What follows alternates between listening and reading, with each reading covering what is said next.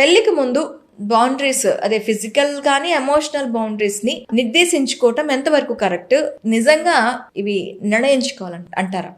ఇప్పుడున్న modern relationship challenges బట్టి, compatibility issues బట్టి పెళ్లికి ముందు మాట్లాడుకోవడం, అండర్స్టాండింగ్ రావడం, ఒక అలైన్మెంట్ కి రావడం ఖచ్చితంగా చేయాల్సిందే. అండర్స్టాండింగ్ అయితే ఉండాలని, ఇద్దరి మధ్యలో అండర్స్టాండింగ్ ఉండాలి. ఇమోషనల్ బౌండరీస్, ఫిజికల్ బౌండరీస్ మీరు అన్నారు కదా, ఇది యాక్చువల్గా ఏంటంటే ఇమీడియట్లీ అండి ఇది చెప్పగానే జనాలకు ఒక ప్రైవసీ గుర్తొచ్చేస్తుంది. నా ప్రైవసీ నేను కాపాడుకోవాలి, నా ప్రైవసీ నేను కాపాడుకోవాలి. ఇక్కడ ఏంటంటే బౌండరీస్ అనేది ప్రైవసీ కాదండి. ఇట్ ఈస్ ఏంటంటే ఇట్స్ సర్వైవల్ అండ్ ప్రొటెక్టివ్ మెకానిజమే. ఇప్పుడు ఏంటంటే ఒకప్పుడు ఏంటంటే ఫిజికల్ గా చాలా సఫర్ అయ్యేవాళ్ళు జనాలు, భౌతికంగా. అంటే మామూలుగా ఏంటంటే ఫినాన్షియల్ గా సఫర్ అవ్వడము, లైక్ రిసోర్సెస్ లేకపోవడము, ఏంటంటే బట్టల కాడ, వస్తువుల కాడ మెటీరియలిస్టిక్ గా డిప్రైవ్ అయ్యేవాళ్ళు, ఫిజికల్ గా డిప్రైవ్ అవ్వాలి. వాటిలో లోటుపాట్లు బాగుండేవి. ఇప్పుడు అన్ని కావాల్సిన ఉంటున్నాయి. ఇప్పుడు జనరేషన్ లో రిలేషన్షిప్ లో మెటీరియలిస్టిక్ లోటు లేదండి. కావాల్సిన వనరులు ఉన్నాయి, కావాల్సిన కంఫర్ట్స్ ఉన్నాయి. కానీ వాళ్ళకి లోపించేది ఏంటంటే మెంటల్ గా, ఎమోషనల్ గా వాళ్ళకి చాలా లోపాలు.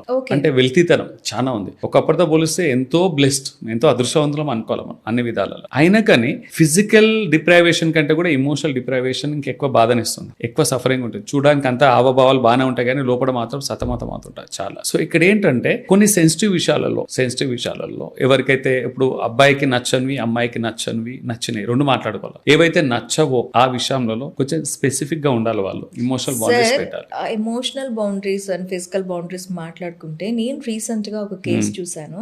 అబ్బాయి అమ్మాయి బాడీ ఆర్డర్స్ నచ్చలేదు అని చెప్పి డివోర్స్ కి వెళ్ళారు.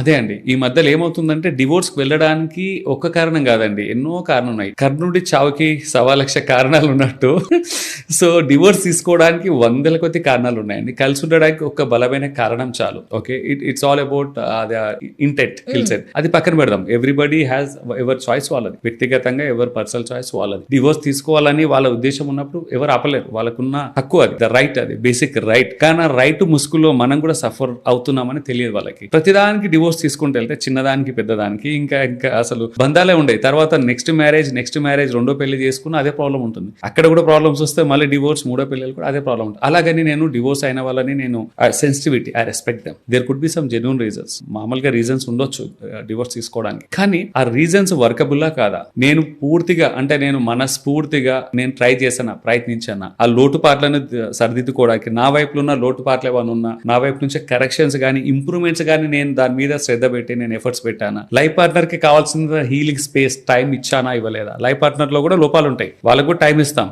లేదు నువ్వు ఇమీడియట్లీ మారాలని నాకు నచ్చట్లేదు, ఇప్పటి నుంచే మారాలి, రేపు పొద్దున్న లేసేసరికి సూర్యోదయం అయ్యేసరికి నువ్వు మారాలా, you want be a new version అంటే కాదండి.